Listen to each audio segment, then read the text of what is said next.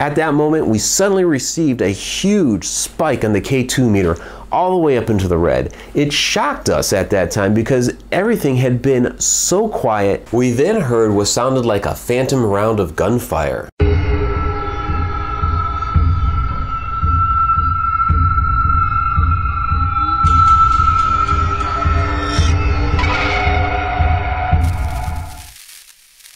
Back in 2011, Society of the Haunted had the privilege of investigating the old Army airfield in Frederick, Oklahoma.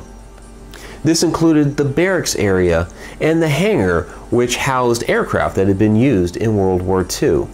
Rumors had grown that the location was haunted, with some people witnessing shadows lurking about and disembodied voices upon the air.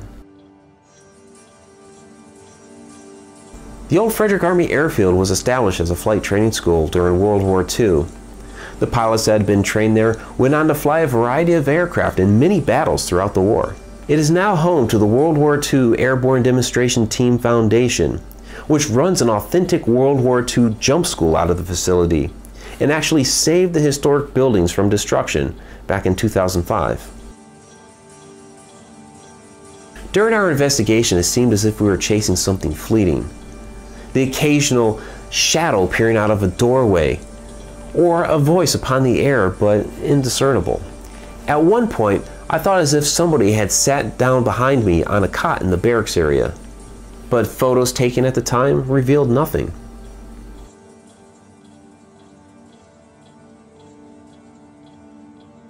In the hangar during the time of our investigation sat 2 C-47s, one of which saw action during World War II. There are now actually 3 airplanes in that hangar. We actually had the honor of boarding the plane that had seen action during the war in order to conduct an EVP session.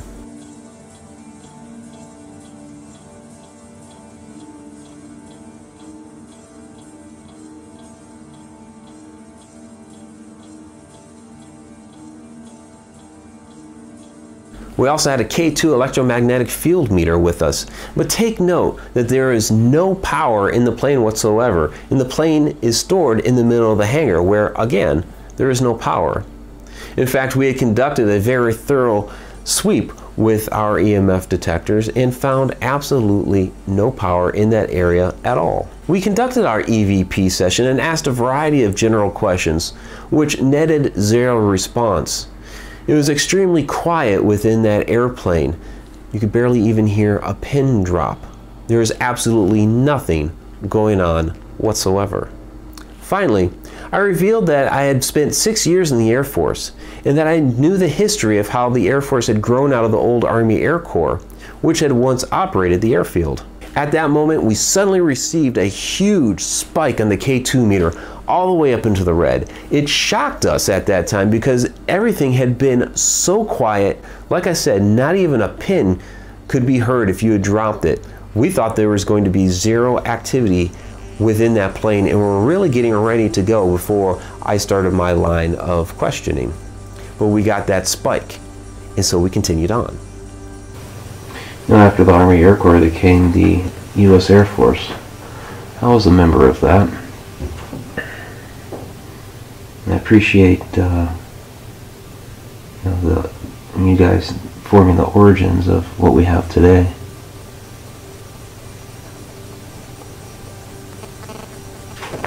Big hit. Did you see that? Yeah. Big hit. Along this line of questioning, talking about the military, about the Air Force, about who had been in the plane, about my previous history of being in the Air Force, which had grown out of the Army Air Corps, we discovered that the entity we were communicating with happened to be the former navigator. I was stationed at Elmendorf Air Force Base in Alaska. That's probably after your time. And then Fort Meade, which is actually Army Post in Maryland. You might be familiar with that one. What was your position on the plane? Were you navigator? That would be a navigator. Yes. Okay.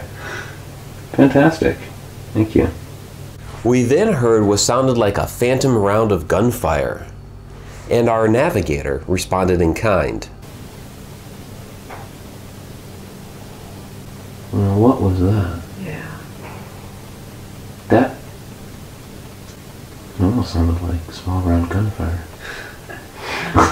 It really did. Yeah. And our guy just lit that up. That was gunfire, yeah? They're good and lit up again a little bit. Okay.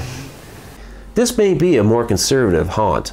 A few shadows seen here and there, a couple of voices upon the air maybe, and just a couple of hits on the K2 meter. But the ghost of the war will be ever present for one navigator on the C-47. Thank you for watching Friday Night Ghost Frights. Please let us know what you think of our show in the comments below. And if you have not yet, please subscribe. I'm Mike Ricksecker. Until next Friday night.